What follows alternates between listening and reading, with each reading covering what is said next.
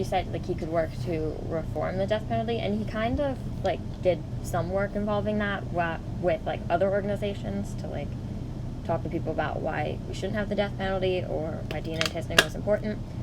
But personally, I agree with Bloodsworth. Like Allie was saying, whenever you take it into context of how his life was totally impacted by this whole story. And I feel like the state, like, showed their, like, unfeelingness whenever they refused to believe that Bloodsworth was innocent during all the times that he was telling them that. And even after the DNA testing, they, like, refused to put it in the system because they still thought, even though it proved that he wasn't, like, the person who committed the crime, they still, like, believed that he was. Right. So I feel like if they were really unfeeling then, like, how would they do in other situations if he worked for them? And I can just see that, like, I think Bloodsworth found that the state can't always be trusted to do the, like, correct and, like, human thing.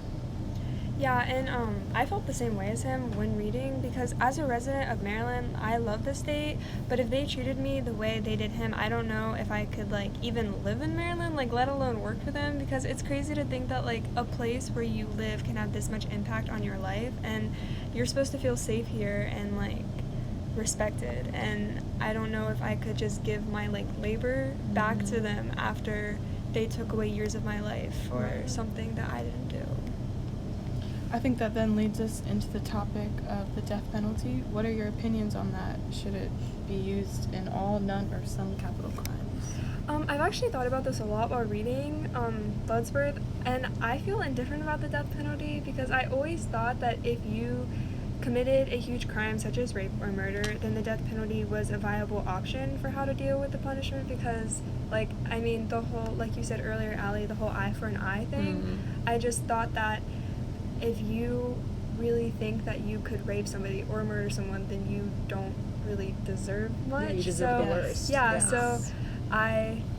so I always just thought that, but after reading this, it really opened my eyes, and I felt that there were a lot of exceptions to how I felt because the law enforcement and judicial system is clearly flawed, and especially in Bloodsworth's case, like, his life would have been taken away for something he didn't do, and I don't think that the death penalty should exist if there are still these flaws and if there are still innocent lives that could be at stake.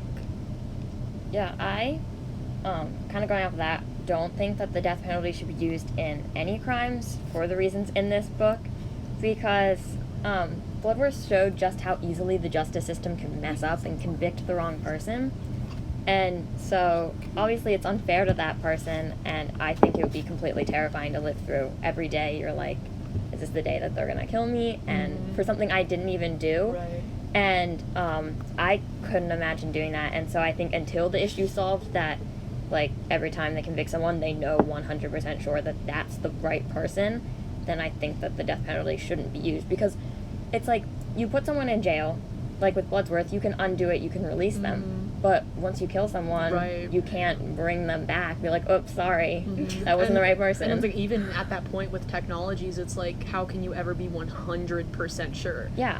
It's scary. Yeah, and it's also kind of weird to think that, like, I mean, of course that this person committed a crime, but we are all still humans, so the fact that, like, a human can deem another human's life just, like, you shouldn't have it, like, granted of what they did, you know, like, obviously this person is not sane or like doing okay, so I feel that, like, it's just kind of odd that we give an equal human so much power to take away someone else's life, like, legally, and it's weird to me.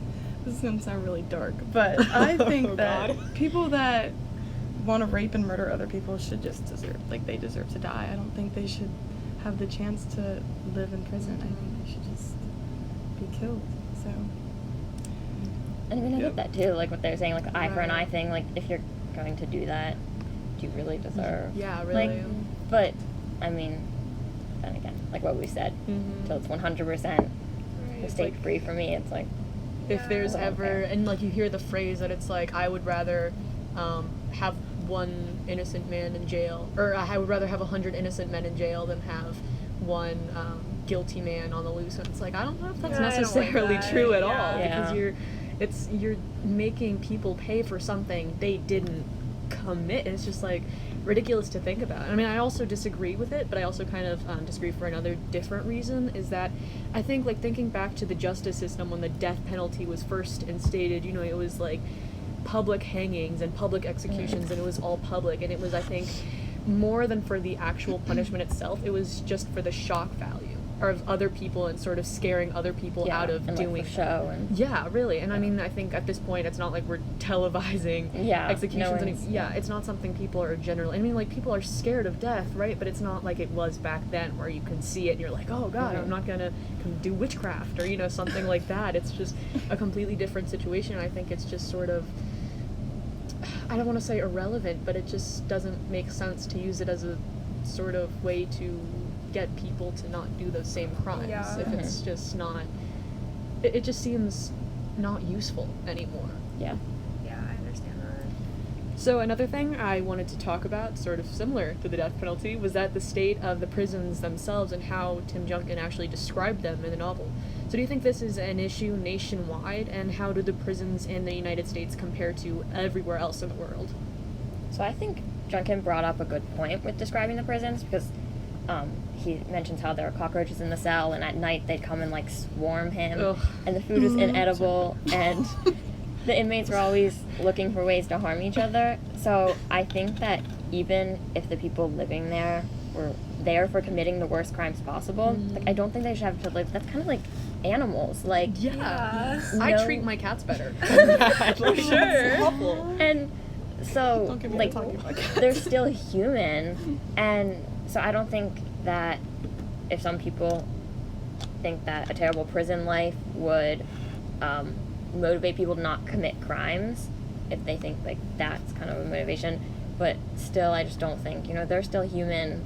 None of us would want to live like that. Like, But it's if unfair. you committed a terrible, like, I would want, like, if you rape someone, like, I would want you to live a life like I that. can get that. No, that's guilt, because like I always like see the things about like these like child rapists going to prison, and I'm like, oh, I'm so glad, because I know the guys in prison are gonna like F that guy Like, up, yeah. and that makes me feel good inside, because Yeah. it's like, yes, he's getting what he deserves. So I kind of get what you mean, but Yeah. at the same time, it's like, how do you expect them to reform and get better? Yeah. It's like you're kind of Yeah, like, whenever they have the opportunity to continue hurting people Right. in prison, how are they gonna change their lives to get out of that? right. Yeah, I've never thought about these conditions honestly until reading, because like I've never really been involved with the whole prison You've never been in environment. prison? Me No, either. not yet. Surprise. But it's interesting to learn about, because again, like, just not informed about it, and like thinking like you said, you know, if people murder people, you'd want them to suffer and feel like the worst possible environments. But thinking of it from a personal viewpoint, like if it was me or like a loved one in prison, I wouldn't want it to be that unbearable.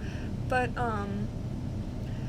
like there I think these conditions like should be improved, because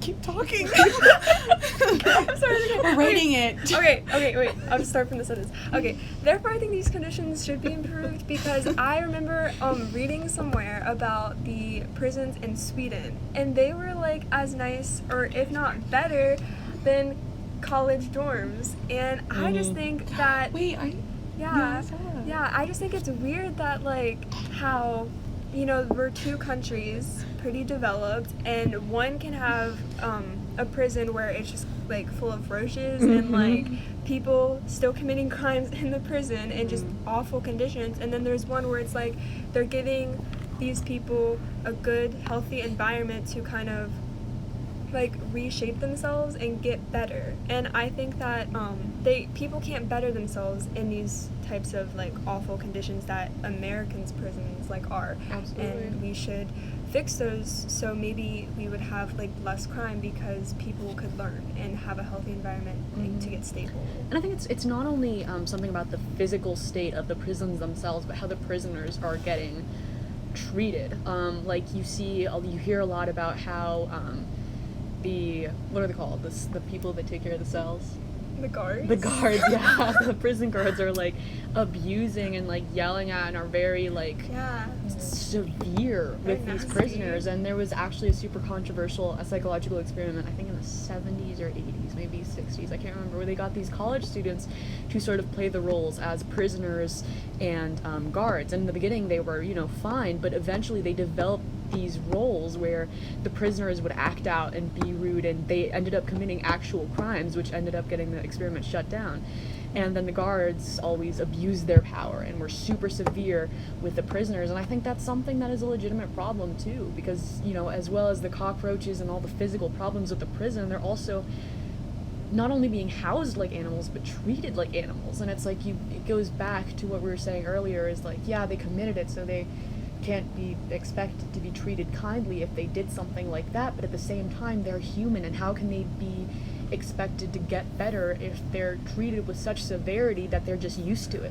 You know what I mean? Like, if you're punished constantly like that, at some point you're just gonna keep doing crimes because you've already faced the worst. So you can't really get lower than rock bottom. So, like, what is there to lose if you're already in prison, if you already faced that? So it's just sad. So all in all, Bloodsworth was an interesting.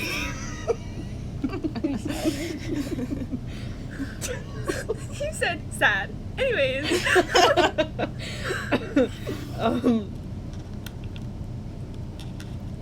All in all, Bloodsworth was an interesting take on the justice system in America, especially for us who live in Maryland, and where the novel was set.